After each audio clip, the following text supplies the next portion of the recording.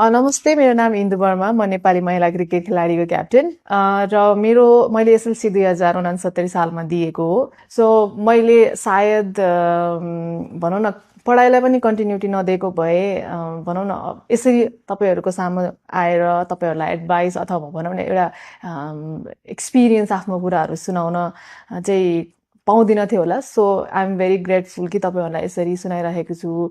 तपाईँले धेरै बर्डन नलिकन अब एसएलसी पछि के गर्ने भनेर चाहिँ धेरै कुराहरू नसोच्नु, किन भन्दाखेरि हाम्रो लागि लाइफमा धेरै अवसरहरू छ आगामी दिनहरूमा पनि। तपाईँले त्यो अवसरहरूलाई चाहिँ कसरी ग्र्याब गर्ने, कसरी त्यो अपर्च्युनिटिजहरू फुलफिल गर्ने भनेको इट्स अप टु यु, तपाईँहरूको हातमा छ। इफ तपाईँहरूलाई केही पनि अलिकति डाउट क्रिएट भइरहेको छ भने गो एन्ड तपाईँको सराउन्डिङमा जो पोजिटिभ मान्छे हुनुहुन्छ, आफ्नो पेरेन्ट्स भयो, आफ्नो दिदी बहिनीहरू भयो, आफ्नो साथीभाइ, शिक्षकहरू, उहाँहरूसँग गएर कोअर्डिनेट गर्नु, मैले के गर्दा बेस्ट हुन्छ र आफ्नो पनि ओपिनियन्सहरू राख्नु, मलाई यो गर्नु मन छ भनेर।